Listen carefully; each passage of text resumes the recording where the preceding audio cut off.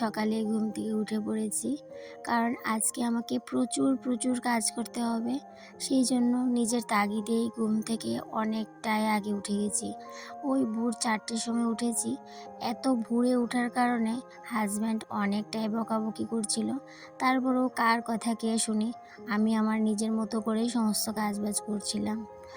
যাই হোক বন্ধুরা, অনেক কথা হবে। তার আগে বলো তোমরা সবাই কেমন আছো?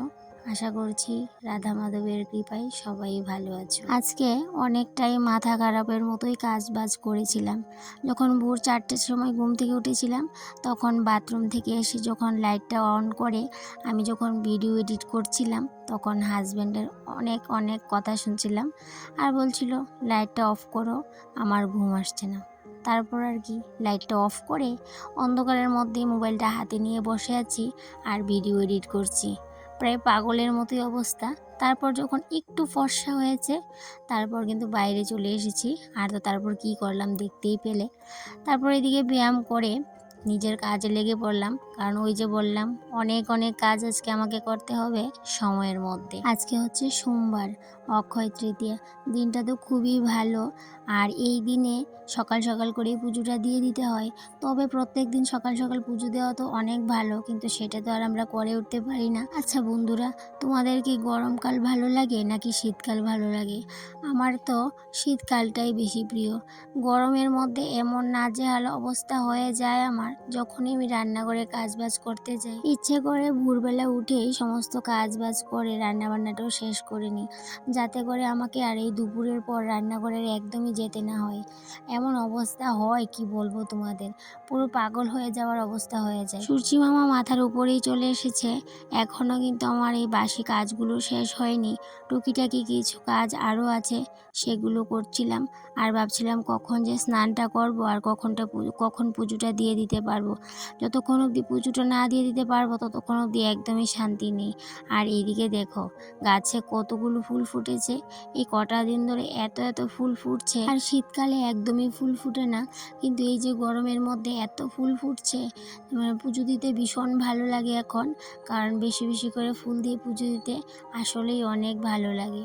আর আজকেও দেখো অনেক অনেক ফুল ফুটেছে। আর এদিকে কথা বলতে বলতে আমার রান্নাঘরের কাজ বাজও কিন্তু মোটামুটি কমপ্লিট হয়ে গেছে। এখন এই যে হাজব্যান্ডকে 1 কাপ চা করে দিয়ে তারপর কিন্তু স্নানে চলে যাব। আমি আর আজকে চা খাবো না, একবার এই যে পুজোটা দিয়ে এসে তারপরেই কিন্তু চা খাবো। যেদিনকেই আমি খুব সকালে স্নান করে নিই, সেদিনকেই কেন জানি না মনে হয় আমার যেমন কোনো কাজই নেই, সমস্ত কাজবাজই আমার শেষ হয়ে গেছে। দিনটাই কেমন যেন একটু অন্যরকম লাগে, অন্য দিনের তুলনায় সম্পূর্ণ আলাদা। আর এদিকে স্নান দান শেষ করে এই যে ফুলগুলো তুলে নিচ্ছি এখন। আর গতকালকে ভেবে রেখেছিলাম আজকে একটু খিচুড়ি পায়েস করে পুজো দেওয়ার প্ল্যান, কিন্তু যেহেতু ঘরে সিলিন্ডার নেই এক্সট্রা, তাই জন্য আর সেটা আর প্রিপারেশন নিলাম না। তারপর ভাবলাম মিনি রাইস কুকারটাতে করে নেব, কিন্তু সেটাতে তো একটু সময় লাগবে আর একদম অল্প হয়ে যাবে। সেই জন্য ভাবলাম থাক, আজকে আর মিনি রাইস কুকারে তেমন কিছু করব না। যেহেতু আশ্রমে যাব প্ল্যান করেছি, সেই জন্যই কিন্তু গতকালকে রাতের বেলায় হাজব্যান্ডকে দিয়ে মিষ্টি তারপরে দই আনিয়ে নিয়েছিলাম। এত এত ফুল দিয়ে সাজানোর পর দেখো ঠাকুরকে কতটা সুন্দর লাগছে দেখতে, ভীষণ ভালো লাগছে। আর যখন শীতকালে যখন পুজো দিতাম, তখন কিন্তু এত ফুল একদমই ফুটতো না, ওই হাতে গোনা 2-1টা, সেগুলো দিয়েই কিন্তু পুজোটা দিতে হতো। আর এখন কিন্তু বাড়িতে তুলসী পাতাও নেই, তো সেই জন্য ছেলেকে দিয়ে সেদিন মামার বাড়ি থেকে অনেকগুলো তুলসী পাতা আনিয়ে নিয়েছিলাম। তো সেগুলো দিয়ে বেশ 1 সপ্তাহ কিন্তু পুজো দেওয়া যাবে। সকালবেলা এতটাও গরম ছিল না, কিন্তু পুজো দিয়ে যখনই বের হলাম ঠাকুরঘর থেকে রান্নাঘরে যাব, রান্নাঘরে গেলামও, তো এত এত গরম দিয়েছে, মানে শরীর ভীষণ অসুস্থ হয়ে গেছিলো। এতটা ঝাঁঝালো গরম দিয়েছে, আর সেই ঝাঁঝালো গরম আমি সহ্য করতেই পারছিলাম না। ভেবেছিলাম চটপট করে রান্নাটা শেষ করে আশ্রমে চলে যাব, কিন্তু সেটা আর একদমই হলো না। এই যে রান্না করতে গিয়ে ভীষণ অসুস্থ হয়ে পড়লাম। তারপর ভাবছিলাম আশ্রমে যাব কি না, মানে সেটা অনেকক্ষণ ধরেই কিন্তু ভাবনা চিন্তা হচ্ছিল। একবার ভাবছিলাম যাব না, এতটা গরম দিয়েছিল। তো শাড়ি পরার মতো অবস্থা নেই, মনে হচ্ছিল কি পরবো, কি গায়ে দেবো, শরীর যেমন একদম ঠসা ফুটে গেছে এমন অবস্থা। অক্ষয় তৃতীয়াতে অনেকেই নিরামিষ রান্নাবান্না করে, সেক্ষেত্রে আমি আর আজকে নিরামিষ রান্নাবান্নাটা করতে পারলাম না, কারণ অতটাও সাহস ছিল না যে সমস্ত কিছু ধুয়ে মুছে নতুন করে আবার নিরামিষ রান্নাটা করি। তো সেই জন্যই বলতে পারো, কারণ একটু পরিশ্রম করলেই ব্যথাটা আবার কিন্তু প্রচণ্ড রকমভাবে বেড়ে যায়। তো শয়ে রয়েই কিন্তু সংসারের কাজবাজগুলো করতে হয়, যাতে করে আমার ব্যথাটা না বাড়ে। আজকের রান্নাবান্নাটা খুবই সিম্পল, ডাল আর আলু সিদ্ধ, ভাত, ব্যাস এইটুকুই করব। যেহেতু আশ্রমে চলে যাব প্ল্যান করেছিলাম, তো পরে অবশ্য একটু চিন্তা করছিলাম, চিন্তা ভাবনা যাবো কি না, তো পরে অবশ্য গিয়েছিলাম। তারপর যেহেতু আমরা আশ্রম থেকে প্রসাদ খেয়ে আসবো, সেই জন্য কিন্তু হাজব্যান্ডের জন্য একটু রান্না করে নিচ্ছি। গাছের নিচে যে আমগুলো পড়ে সেগুলো তো তুলে রাখি, কিন্তু সেগুলোর মধ্যে বেশিরভাগই কিন্তু ভালো হয় না। ওই হাতে গোনা মাত্র কয়েকটা ভালো যদি হয়, তো তার মধ্যে দুটো নিয়ে নিলাম ডালের মধ্যে দেবো বলে।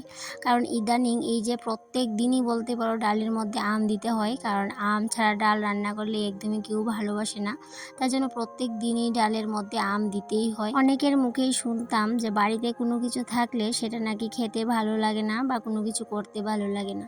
সেটা আমাকে দিয়ে এখন বুঝতে পারছি, কেন কি বাড়িতে এত এত আম, কিন্তু একটা আমও খেতে আমার একদমই ইচ্ছে করে না, কেন জানি না। আর আচার করতেও কিন্তু ইচ্ছে করে না, এই যে কত ধরনের আচার করতে পারি, কিন্তু সেটাও কিন্তু করছি না। তো এটা কি আমার আলসেমি নাকি অন্য কিছু একদমই বুঝতে পারছি না। অনেকে বাজার থেকে আম কিনে এনে তারপরে আচার করে বিভিন্ন রকমের, আর আমার বাড়িতে আম আছে তারপরও কিন্তু আমি করছি না। তবে হ্যাঁ, ইচ্ছে আছে এই 2-1 দিনের মধ্যে করার, কারণ যখন আমগুলোর ভিতরে বড়া হয়ে যাবে তখন কিন্তু আর করা যাবে না। তো এই যে এখনই কিন্তু আমটা আচার করানোর সময়, তো এই যে আমটা এখন বাড়তি হয়েছে, এখনই আমটা দিয়ে আচার করলে ভীষণ ভালো হয়। তো দেখি সব রকমের না করতে পারলেও 2-1 রকমের করে রেখে দেব, তাতে করে কিন্তু এই যে ভাতের সাথে ডালের সাথে ভীষণই ভালো লাগে এই আচারগুলো খেতে। তো যাই হোক, এদিকে কথা বলতে বলতে দেখো রান্নাটাও পুরো কাছাকাছি হয়ে গেছে। যে আমের ডালটা করে নেব, তারপরে কিন্তু আলু ভর্তাটা করে নিয়ে ভাতটা একটু কুকারে সিটি দিয়ে দেবো। যতটা সুন্দর করে নর্মালি তোমাদের সাথে এখন কথাটা বলছি, ভয়েস ওভারটা দিচ্ছি, ততটাই কিন্তু নর্মালি এই যে রান্নাটা আমি করিনি, কারণ এতটাই গরম লাগছিল আমার, কিন্তু ভীষণ কিন্তু শরীরটা খারাপ হয়ে গেছিলো। ইচ্ছে করছিল রান্নাঘর থেকে কখন যে আমি পালিয়ে বাঁচি, তো সেটা আমি বাঁচতে পারিনি, কারণ রান্না তো আমাকে করতেই হবে। আর এই যে গরমের মধ্যে রান্না করাটা ভীষণ ভীষণ কষ্টের, আর টিনের ঘর হলে তো আর কোনো কথাই নেই, বুঝতেই পারছো কতটা কষ্ট। আর আমার মতো যাদের টিনের রান্নাঘর তারা তো অবশ্যই বুঝতে পারবে ব্যাপারটা। আর যদি তোমরা একটু ভালো করে খেয়াল করো তাহলে দেখতে পারবে জানলা দিয়ে দেখাই যাচ্ছে কতটা রোদ উঠেছে বাইরে, ভীষণ ভীষণ গরম দিয়েছে। আর লাস্ট অবধি কিন্তু আমার আশ্রমে যাওয়ার প্ল্যানটা অনেকটাই চেঞ্জ হয়ে গেছিলো। রান্না করতে করতে ভাবছিলাম যাব না আশ্রমে, কারণ এত এত গরম দিয়েছে, এই যে আবার রেডি হয়ে যাওয়া সেটাও কিন্তু বিশাল ব্যাপার হয়ে গেছে আমার কাছে। কারণ আমি রান্নাঘরে থেকেই কিন্তু ভাবছিলাম যাব কি না, আবার ছেলেকে বলছিলাম যাবি, আবার নিজেই ভাবছিলাম যাব কি না। তো অনেক সময় কিন্তু আমি সেটা নিয়ে ভাবনা চিন্তা করেছিলাম। তারপর আবার কি করলাম বলো তো, ভাবলাম যে বছরে একটা দিন, এই যে ভালো একটা তিথি, আর আশ্রমে তো এমনিতেও যাওয়া পড়ে না, গুরুদেবের আশ্রমে কিন্তু আমাদের প্রতিনিয়ত যাওয়া দরকার, কিন্তু সেটা তো আর যেতে পারি না। তো তাই ভাবলাম যে একটা শুভ দিনে যদি আশ্রমে না যাই তাহলে তো ভালো লাগবে না, শরীর যতই খারাপ থাকুক আজকে আমি আশ্রমে যাবই। তো সেই জন্যই বলতে পারো আমি পরে আবার রেডি হয়ে আশ্রমে বেরিয়ে গেছিলাম। কিন্তু আশ্রমে যাওয়ার পর শরীরটা এতটাই ঠান্ডা হয়ে গেছিলো, তখন ওই জায়গাতে বসে বসে ভাবছিলাম, আশ্রমে গুরুদেবের সামনেই বসে বসে ভাবছিলাম যে ভালোই হয়েছে এসেছি, কারণ প্রথমে যে অবস্থাটা ছিল বাড়িতে সেই অবস্থাটা এখন একদমই নেই। সমস্ত শরীরের জ্বালা পোড়া নিমেষেই উধাও, তার সাথে শরীরটাও ভীষণ ঠান্ডা। আর এই আশ্রমে না আসলে এই শান্তিময় পরিবেশটা অনেক অনেক মিস করে যেতাম।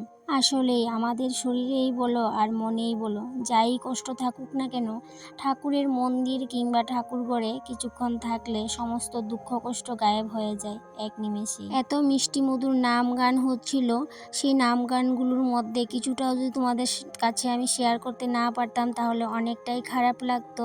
তো তাই জন্য একটু তোমাদের সাথে শেয়ার করে নিলাম।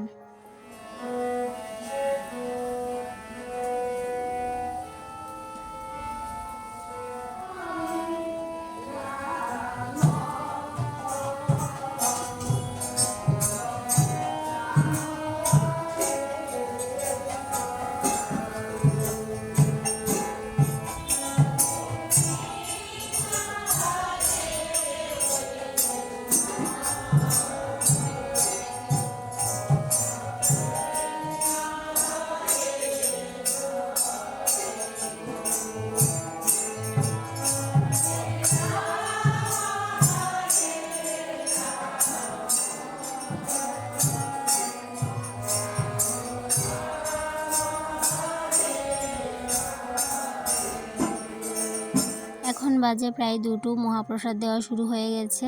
আর প্রসাদ খেয়ে বেশিক্ষণ দেরি করিনি, বাড়ির উদ্দেশ্যে রওনা দিয়ে দিলাম। তো বাড়ি যাওয়ার সময় এমন একটা দৃশ্য দেখলাম, সেটাও তোমাদের সাথে একটু শেয়ার করে নেব। এদিকে বাড়ি যেতে যেতেই তোমাদের কাছ থেকে আজকে বিদায় নিয়ে নেব। আবারও দেখা হবে তোমাদের সাথে পরবর্তী কোনো একটা ব্লগে।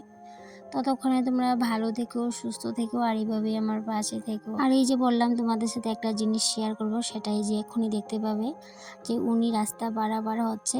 তো তার জন্য একটু অপেক্ষা করতে হলো আমাদেরকে।